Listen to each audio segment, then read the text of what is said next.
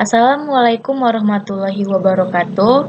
Perkenalkan, nama saya Hayum Dainingrum dari kelas 5C PGSD Pagi dengan NPM 1902090122. Nah, di sini saya akan mentutorialkan bagaimana cara menentukan reliabilitas dan validitas menggunakan SPSS. Video ini saya buat untuk memenuhi tugas dari mata kuliah evaluasi pembelajaran dengan dosen Ibu Meliani Sitepu. Nah, pertama di sini saya akan menentukan validitas. Nah, yang pertama di sini kita akan mengcopy jumlah data soal sampai ke semua jumlah total yang ada pada soal. Setelah kita copy, kita akan masuk ke aplikasi SPSS yang sudah kita download. Nah, untuk mempersingkat waktu, di sini saya sudah mengcopy dan meng-paste-nya ke SPSS dan saya sudah mengganti nama soalnya supaya lebih rapi dan mudah dipahami.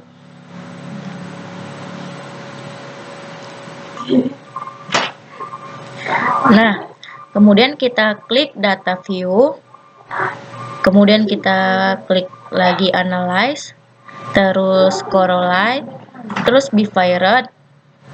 Nah, setelah kita pindahkan data dari sebelah kiri ke sebelah kanan, setelah itu kita klik OK ya, teman-teman. Nah, baiklah, di sini kita akan pergi ke sini. Nah, di sini saya mempunyai tabel distribusi nilai R, tabel signifikansi 5% dan 1%.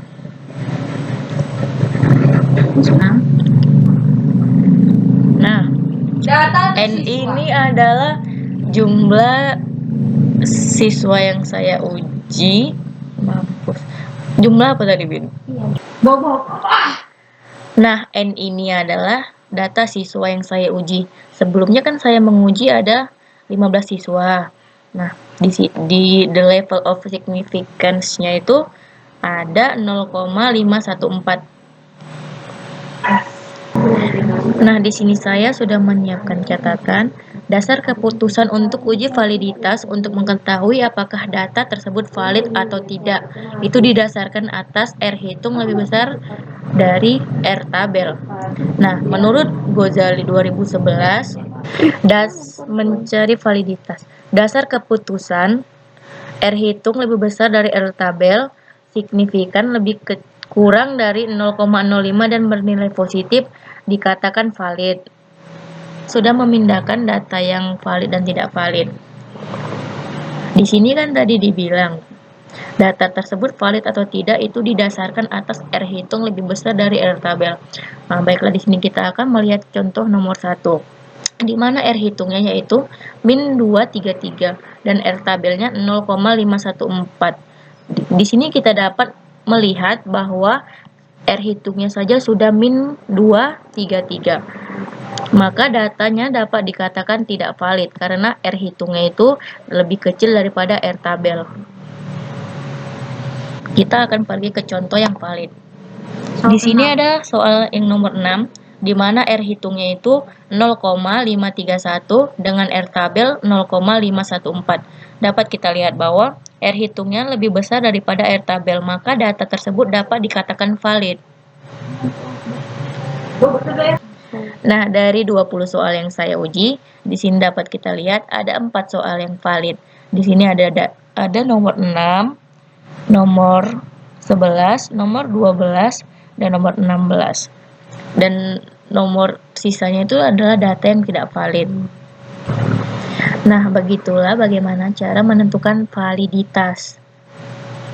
Itu data. Nah, di sini kita akan menentukan reliabilitas. Nah, di sini kita akan masuk ke contoh bagaimana cara menentukan reliabilitas. Kita harus membuka aplikasi SPSS lagi kan. Kemudian kita pergi ke analyze. Kemudian kita pergi ke scale. Kemudian reliabilitas atau analyze. Nah, kemudian di sini kita harus memindahkan soal yang hanya valid.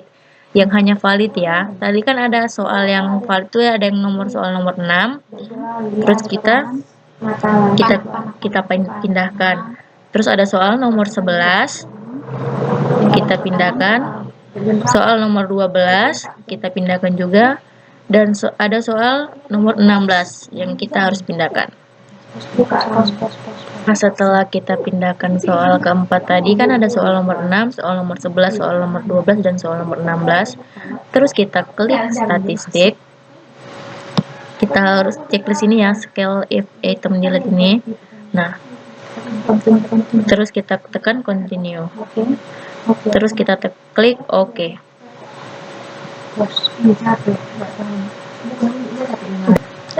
Nah, baiklah. Di sini ada data reliability statistik dengan Cronbach's alpha 0,787. Untuk menentukannya data itu reliable atau tidak, kita harus masuk ke catatan. Menurut catatan, di sini ada menurut Ghazali 2011, mencari nilai reliabilitas dengan dasar keputusan Cronbach's alpha lebih besar 0,60, maka keterangannya itu reliable. Jadi data saya tadi dapat dikatakan reliable karena Cronbach alpha-nya lebih dari 0,60. Kembali ke